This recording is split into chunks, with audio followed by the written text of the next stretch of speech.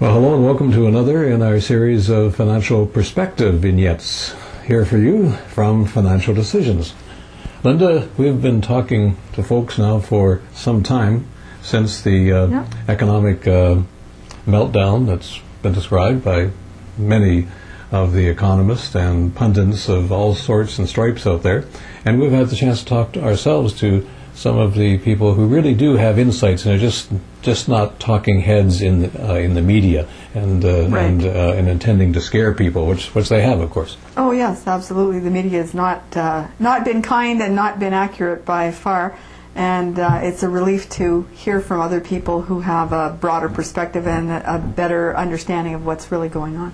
And we've presented some of the views of these individuals here on our Financial Perspective series. Just recently we had the chance to talk to someone who's very knowledgeable, lots of experience, and he happens to be a Sudbury native. That's right. Doug Warwick works with TDE and is a Sudbury boy from way back when, has worked in the industry for over 24 years, so has vast experience and works specifically in the financial sector, so has a lot of insight into what's been going on.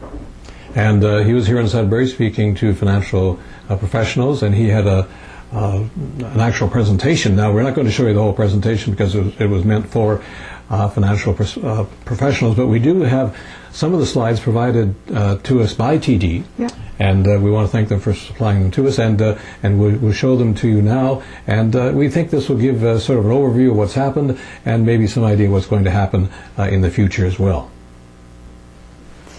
If we look at the market overview, we saw the huge drop that happened at the end of the year because most of the damage was done from October and November.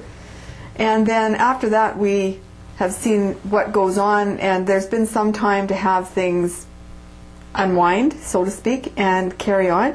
We've seen businesses and the consumers and how they're dealing with things, and we've seen that there's actually a lot more saving going on now than there was, and that's definitely a good thing. And of course we're seeing the governments put in these fiscal and monetary policies in order to assist with recovery. But if we look at recessions in the U.S., and it's so dependent on the Americans, really. They led us into this, and they're going to presumably lead us out of it. But if we look at recessions over time, we can see that we're still not in really, really scary territory yet. No, we certainly are not. It's not the longest that we've seen so far, because here we are, that it's 15 months and counting, but there have been some glimmers of hope. Certainly in 82 we saw it go for 16 months. In 70s we saw it go for 16 months. And of course the last dark and dreary time was the Depression, which went for a little in the range of the 4 years, but certainly not as scary as what the media has painted.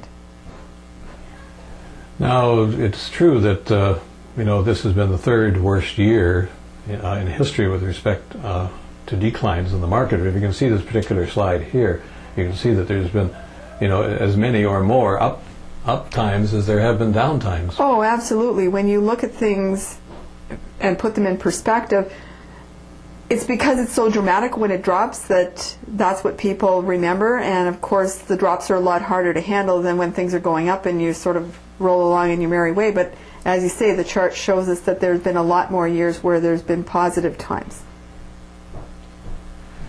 The unemployment rate in the States has gone up, but we can see that in previous years there's been also peaks of unemployment as well. And it's also true that the unemployment may continue to rise after the recovery starts. That's true. It certainly can, and I think the one thing to keep in mind is that when we're hearing the media say scary things about the fact that this is the worst we've ever seen, this graph definitely shows you that we've been here before, and I guess our memories are short. Yeah, so we can be optimistic. There already looks as though we're getting towards the end. We may not be out of the woods, but towards the end. There is some consumer confidence. There's some glimmers showing that there definitely are some upticks there. And the financial write-downs, for most part, have probably been done or in the neighborhood, and so that's already being factored in. And of course the government programs are either in place or about to be in place, and so we'll see the fruits of those things soon. And we see that really happening in Canada with recent announcements of the infrastructure programs. Yeah. Some economists, as we mentioned at the beginning, there's an economist that has a view on practically anything and everything, and they're always right by looking back in time, and some have looked back and said, oh, it's the price of oil that actually caused all this problem. But that's just one economist, and certainly his or her opinion. And there's actually, when you look at things, there's a number of factors that all happened to align themselves at the same time that contributed to it being so steep a drop. Now the banks, it's interesting with the banks, and our Canadian banks have done very well. But historically, with this slide, it shows that financials have rarely declined 2 consecutive years. And even now, we can see into 2009, we can see the 2 consecutive years right here. But in 2009, we're up again. That's right.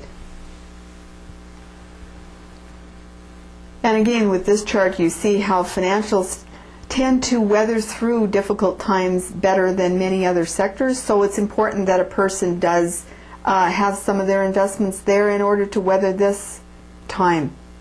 And you can see here, even though there has been a drop, we're still, relatively up over time. And much better than the index. And the same thing with respect to Canadian bank stocks relative to indexes. And you can see here the pluses all down here, showing that even though the bottom fell out in other areas, our financials have held up very well.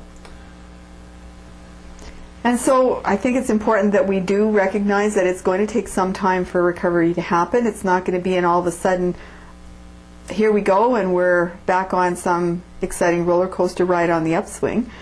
That it will be over time and over the long haul that Canadian companies do well. Certainly the Canadian banks will do much better than things like the bonds, which in actual fact have some concerns if they're corporate bonds. And then if you're looking at the fact of how history is played, stocks that earn dividends tend to be able to survive much better because those dividends feed your growth and your income. And of course, there also are things like the quality income trusts, which tend to be less risky and provide you those earnings all the time. So it is important more than anything else to stay invested, because if you're not there, you're not earning any dividends and you're not participating when the growth does happen. But if we stay disciplined to what our plans have been and remain with our investment practices for our retirement purposes, everything will be fine, and it allows you to then participate in the opportunities that they give us. I want to thank TD once again for supplying us with that material and valuable insights. Last couple of months we've seen quite a dramatic rise in the market, actually. That's right. And some people say, well, this may be the start of, an upgoing and non-continuing rise, and other people say, no, we're going to test the bottom once again, I think is the term that's used. What's your opinion? Well, I mean, but maybe no one cares what my opinion is.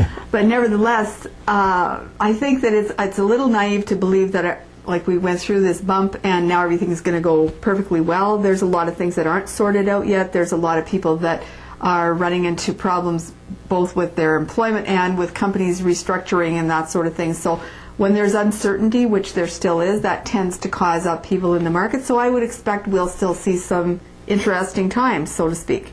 And as the Chinese always say, though, interesting is another way of saying opportunity. And so I think that's the important thing to think about, is that with every bad thing, there comes a reoccurring positive, and if we stay the course, we'll benefit and get those positives. I know you've talked in the past about putting money in on a regular basis into the market. I think it's called dollar cost averaging, and I know some others have suggested that as well. That's right. Well, then you're not actually saying this is the bottom or this is the top. You're just investing on a regular basis. It makes you disciplined, which is a good thing, and it also allows you to participate when there's a down, so you're buying on sale.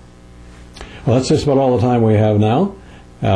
We thank you once again for watching our Financial Perspectives series. We hope they've given you certain valuable information, and of course, if you wish, you can always contact us directly. Absolutely. Thanks for viewing.